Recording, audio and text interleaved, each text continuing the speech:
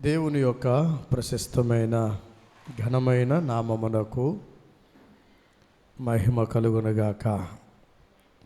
ఒకసారి మనందరము దేవునికి మహిమకరంగా దేవునికి ఒకసారి స్తోత్రం చెప్పుదాం. హల్లెలూయా. ఈ యొక్క ప్రత్యేకమైన సమయంలో మరి ప్రభువు శిలువలో పలికిన 7 మాటలను మనం ధ్యానం చేయటానికి ప్రభు మనకిచ్చిన సమయాన్ని బట్టి దేవుడికి మహిమ. ప్రత్యేకంగా ఈ యొక్క శిలువలో పలికిన 7 మాటలు యావత్తు ప్రపంచానికి ఎంతో విలువైన, అవసరమైన, ఆదర్శమైనటువంటి, ప్రపంచంలో మరి ఎవ్వరూ పలకని మాటలు మన ప్రభు లోకానికి అందించాడు. అందులో మొట్టమొదటి మాటగా దేవుని వాక్యం చదువుకుందాం. లూకాసు వార్త, పరిశుద్ధ గ్రంథములో లూకాసు వార్త 23వ అధ్యాయం 34వ వచనాన్ని మనం చదువుకుందాం. లూకాసు వార్త 23వ అధ్యాయం 34వ వచనం. యేసు, తండ్రి, వీరేమి చేయుచున్నారో వీరెరుగురు గనుక వీరిని క్షమించుమని చెప్పెను. వారు ఆయన వస్త్రములు పంచుకొనుటకై చీట్లు వేసిరి. చాలేమో. యేసు ప్రభు శిలువలో పలికిన మొట్టమొదటి మాట, యేసుక్రీస్తు తండ్రితో చెబుతున్న మాట, తండ్రి, వీరేమి చేయుచున్నారో వీరు ఎరుగరు గనుక వీరిని క్షమించుము అని తండ్రి దగ్గర ఒక అద్భుతమైన ప్రార్థన మనం చూస్తున్నాం.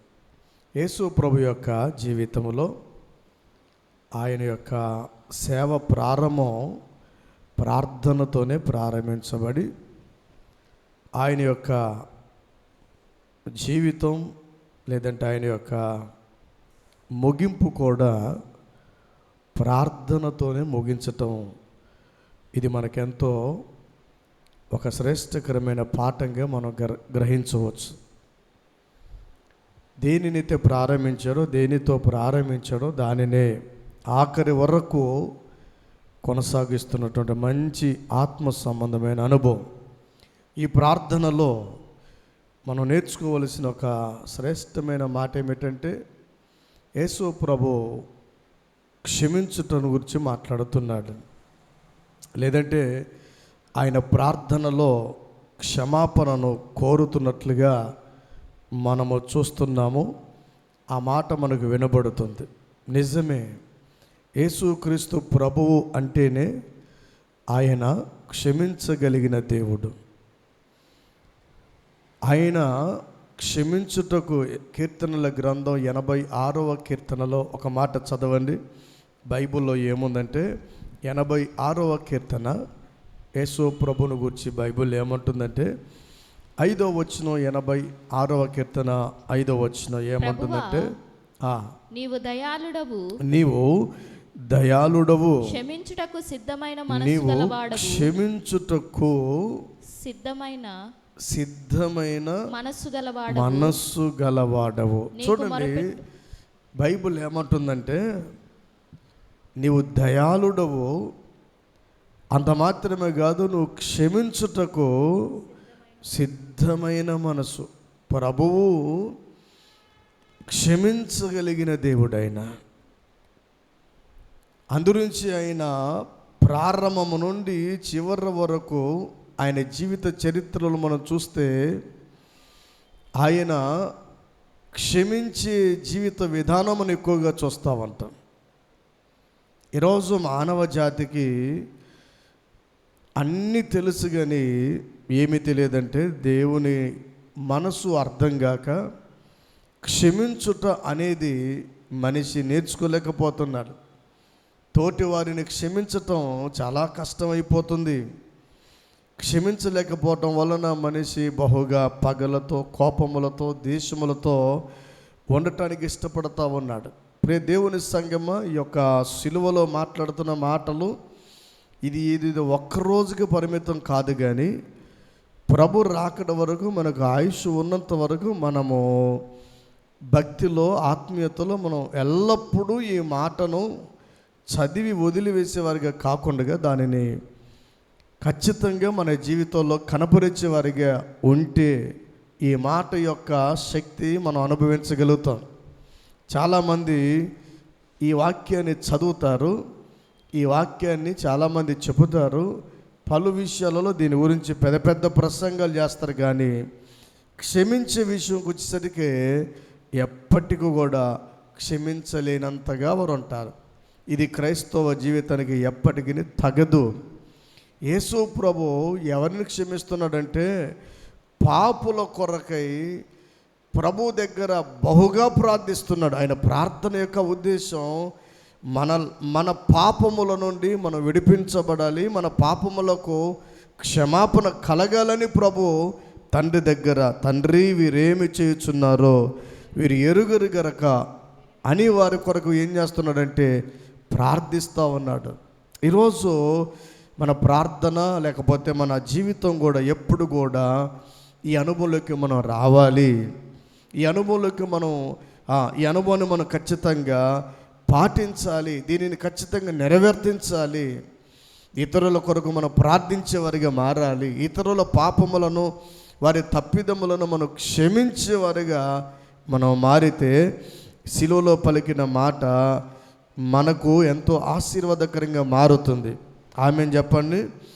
ఆత్మీయతలో మనము ఈ మాటలో కొన్ని విషయాలు మనం ధ్యానం చేసుకుందాం. చూడండి, పరిశుద్ధ గ్రంథంలో ప్రభు చెబుతున్న మాట. ప్రభు ఏం చెబుతున్నారంటే, వీరు ఏమి చేయుచున్నారో అనండి, వీరేమి చేయుచున్నారో వీరు ఎరగరు. నిజమే, ప్రభు క్షమించటంలో ప్రభు ఏమి గ్రహించాడంటే, మానవ జాతికి, మనుషులకు ఆత్మ సంబంధమైనటువంటి గురుడ్డితనం వారిని ఆవరించడం వలన వారు ఏం చేస్తున్నారో, వారు ఎలా ప్రవర్తిస్తున్నారో, వాళ్ళ జీవితం ఏమిటో ప్రజలకు తెలియక వారు ఎలా ఉన్నారంటే ఆధ్యాత్మికమైన జీవితంలో వారు గురిడ్డితనముగా ఉన్నారు, దేవునికి దూరముగా ఉన్నారు, వారు పాపపు ఊబిలో మునిగిపోయిన వారిగా ఉన్నారు. అందుగురించి వారి కొరకు ప్రభు ప్రార్థిస్తున్నారు. ఈరోజు మనం క్షమించటం లేదు, మనము ఇతరులను క్షమించడం లేదంటే మనం ఇంకా ఎక్కడో ఆధ్యాత్మికతలో మనము గురిడ్డితనములో ఉన్నామేమో, ఆత్మీయ జీవితంలో ఇంకా ఎక్కడో మనము పాపం అనే బంధకాలలో బంధించబడటం వలనే మనం ఇంకా క్షమించలేకపోతున్నాము. ప్రభువు కూడా అది అంటున్నాడు, వీరేమి చేయుచున్నారో వీరు ఎరగరు. నీవు నేను కూడా ఎరగకుండగా మనం ప్రవర్తిస్తున్నామంటే మనలో ఆత్మీయ జీవితం లేదు, మనలో భక్తి జీవితం లేదు, మనలో ప్రార్థన జీవితం లేదు. ఒక మాట చెప్పాలంటే దేవుని మనకు ఏమాత్రం కూడా సంబంధం లేని వారిగా ఉన్నామేమో. ప్రభు మనకు నేర్పుతున్న పాఠం, శిలువలో పలికిన మొదటి మాట, వీరేమి చేయుచున్నారో అంటున్నారంటే మన జీవితంలో ఏం చేస్తున్నాం మనం తెలియని వారిగా భక్తిహీనంగా ఉన్నామేమో. అందుగురించే ప్రభు నీ కొరకు నా కొరకు ప్రార్థిస్తా ఉన్నాడు. మరొక మాట అంటాడు, మరొక మాట ఏమంటాడంటే బైబిల్లో చూడండి, మంచి మాట ఉంటుంది, కంటిన్యూ చదవమా. యేసు తండ్రి వీరేమి చేయుచున్నారో వీరు ఎరగరు గనుక చూడండి. ప్రభు మాటల్లో ఏం కనపడుతుందంటే నిన్ను నన్ను ఏమంటున్నాడంటే ఎంతగా ప్రేమిస్తున్నాడో మనకు అర్థమవుతుంది. మనం గురిడితనముల ఉన్నా, మనము అజ్ఞానముల ఉన్నా, మనం పాపముల ఉన్నా, ఇంకా ప్రభువు మన మీద ఉన్న ప్రేమను వ్యక్తపరుస్తున్నాడు. ఏమని అంటున్నాడంటే, అయ్యా వీరు ఏమి చేయుచున్నారో వీరు ఎరగరయ్యా. నిజమే, నా జీవితం ఎలా ఉందంటే దేవుని ఎరగని వరకు ఉండటం వల్లనే ప్రభు నిన్ను ప్రేమిస్తున్నాడు. అందుకే ఆయన ప్రార్థిస్తున్నాడు. నీవు చేస్తున్న పని సరిగా లేదని ఎంత ప్రేమ ఉంటే ఆయన ప్రార్థిస్తున్నాడు. ఆత్మీయతలో మరి ప్రభు క్షమించుటలో ఏం కనపడుతుందంటే ఆయన యొక్క ప్రేమ మనకు అర్థమవుతుంది. ఆయన ప్రేమను మనం గుర్తించాలి. మొదటి మాటలో మనం గ్రహించవలసినది ఏమిటంటే మనం ఖచ్చితంగా ప్రభు మనల్ని ఎంతగా ప్రేమిస్తున్నాడో, ప్రభు యొక్క క్షమాగుణాన్ని మనం అర్థం చేసుకోవాలా. ఈ ప్రపంచంలో ప్రభు క్షమించినట్లుగా, ప్రభువు ప్రేమించినట్లుగా మనలను ఎవ్వరు కూడా క్షమించి ప్రేమించేవారుగా లేరు. బైబిల్లో యేసయ్య ఎలాంటి వ్యక్తులను క్షమించాడో లూకా సువార్త ఒక మాట చదవండి. లూకా సువార్త పరిశుద్ధ గ్రంథం 7వ అధ్యాయం, లూకా సువార్త 7వ అధ్యాయం 47 చూడండి. ఇక్కడే ఉంటుంది లూకా సువార్త. విస్తారముగా ప్రేమించును గనుక ఆమె యొక్క విస్తార పాపములు క్షమింపబడినని నీతో చెప్పుచున్నాను. చూడండి, ఆమె ఏంటంటే ప్రభు దగ్గర తన పాపముల నిమిత్తమై, తన యొక్క దోషముల నిమిత్తమై ప్రభు దగ్గరికి వచ్చి కన్నీటితో పశ్చాత్తాపముతో ఏం చేస్తుంది? ప్రభు యొక్క పాదాలను కడుగుతుంది. భయంకరమైనటువంటి పాపములో ఉన్న ఆమె ఎప్పుడైతే పశ్చాత్తాపడిందో, ప్రభు దగ్గరకు వచ్చి కన్నీరు కార్చిందో, ప్రభువు ఆమెను క్షమించాడు. ప్రభువు ఎంత ఘోర పాపినైనా, చెప్పని నోటితో, ఎంత ఘోర పాపినైనా క్షమించగలిగిన వాడు ఆయన. ఆమె పాపం బహు ఘోరముగా ఉండవచ్చు, కానీ ఎప్పుడైతే ఆమె ప్రభు దగ్గరకు వచ్చి పశ్చాత్తాపడిందో ఆయన ఆమెను క్షమించి ఆమెను ప్రేమించాడు. హల్లెలూయా. మన ప్రభువు నీ పాపములను చూసి కూడా, నీ పాపములను చూసి కోపపడడు, కానీ నీవు ఆయన దగ్గరికి వస్తే తప్పకుండా నా పాపాలను ప్రభువు క్షమిస్తాడు. ప్రభు దగ్గరికి రావటం మనం నేర్చుకోవాలి. మత్తయి సువార్త 9వ అధ్యాయం 2వ వచనం చూడండి. మత్తయి సువార్త 9:2. ఇదిగో జనులు పక్షవాయుతో మంచము పట్టి ఉన్న ఒకరిని ఆయన యొద్దకు తీసుకొని వచ్చి యేసు వారి విశ్వాసమును చూసి కుమారుడా ధైర్యముగా ఉండుము, నీ పాపములు క్షమింపబడి ఉన్నవని. చూడండి, ఎవరి పాపములు? పక్షవాయువు గలవాని పాపములను కూడా క్షమించాడు. ఎలాంటి వ్యక్తిని కానీ రోగముతో లేకపోతే పాపములతో పట్టబడుతూ బాధించబడుతున్న ఏ వ్యక్తినైనా ప్రభువు దగ్గరికి తీసుకుని రాగలిగితే, ప్రభువు దగ్గరికి నీవు విశ్వాసముతో వస్తే ప్రభువు నా పాపములను ఏం చేస్తాడైనా? క్షమించగలిగిన దేవుడు. మొదటి మాటలో ప్రభువు ఎవరినైనా క్షమిస్తాడు. ఆయన లూకా సువార్తలో మరి 19వ అధ్యాయం చూడండి ఒకసారి. లూకా సువార్త 5వ అధ్యాయం చూడండి. లూకా సువార్త 5వ అధ్యాయం 24వ వచనం. 5:24 ప్రభుని గురించి ఏమనుందో చూడండి. అయితే పాపలు క్షమించుటకు భూమి మీద మనుష్య కుమారునికి అధికారము కలదని. చూడండి, యేసు ప్రభువుకు తప్ప భూమి మీద మరి ఎవరికి కూడా ఏమీ లేదు, అధికారం లేదు. ఏ అధికారం? పాపమును క్షమించే అధికారం. ఆయన ఒక్కడే అధికారం కలిగిన వాడు. యేసుక్రీస్తు ఒక్కడే క్షమించుటకు అధికారం కలిగిన వాడు. ఈ మంచి సమయంలో ఈ యొక్క సందర్భంలో నీ జీవితాన్ని చూడు. నీ పాపములు క్షమించబడాలంటే నీవు ప్రభు దగ్గరికి రావాలి. ప్రభు దగ్గరికి వస్తే అవి కనపడే పాపాలు కావచ్చు, కనపడని పాపాలు కావచ్చు. కీర్తనల గ్రంథం 19వ అధ్యాయం చూడండి ఒకసారి.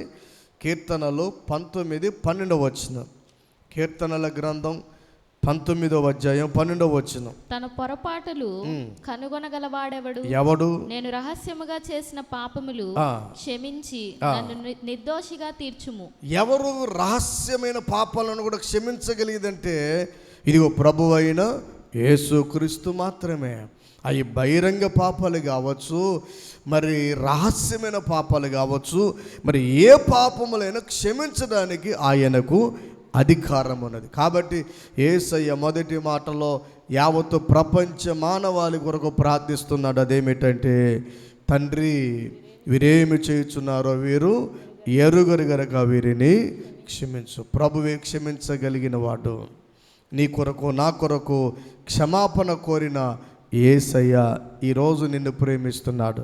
మనము కూడా విశ్వాస జీవితంలో ఇది కేవలం ప్రభు ఒక్కడే అని కాదు, కానీ నీ భక్తి జీవితంలో ప్రభుని ఎరిగిన తర్వాత నీవు కూడా మత్తయి సువార్త 5:44 ప్రకారం మీ శత్రువులను కూడా మనం ఏం చేయాలి? ప్రేమించేవారు ఉండాలి. ప్రభు మనల్ని ఎలాగైతే క్షమించాడో మనము కూడా మన శత్రువులను క్షమించేవారిగా ఉండాలి. చాలాసార్లు ప్రభు దగ్గర మనం క్షమాపణ అడుగుతాం, కానీ మనం మాత్రం ఇతరులను క్షమించలేం. అది ఎప్పటికి కూడా ఆత్మీయ జీవితానికి మంచిది కాదు. ప్రతి తప్పుని ఇతరులు మన పట్ల చేసిన, మనల్ని నొప్పించిన, మన దుఃఖపెట్టిన ప్రతి దానిని కూడా మనం ఏం చేయాలంటే క్షమించేవారిగా ఉండాలి. ఎలా క్షమించాలి? మత్తయి సువార్తలో చదవండి. మత్తయి సువార్త 18:35. మత్తయి సువార్త 18:35. మీలో ప్రతివాడును తన సహోదరుని హృదయపూర్వకముగా క్షమింపని ఎడల. చాలమ్మా, ఎలా క్షమించాలి?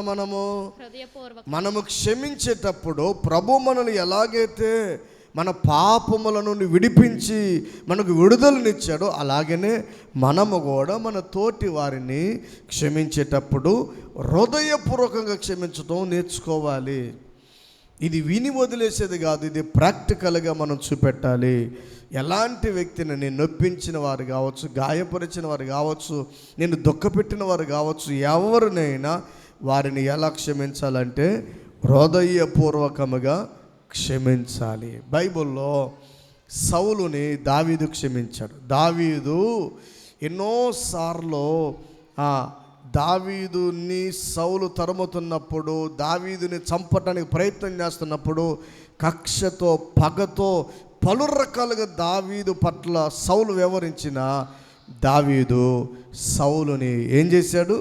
క్షమించాడు. మనము కూడా ఇతరులను క్షమించేవారిగా ఉండాలి. యోసేపుని అన్నలు పగబట్టారు, కోపగించుకున్నారు, గోతిలో పడవేశారు, తిరిగి అమ్మేశారు. అయినా యోసేపు తన అన్నలను క్షమించాడు.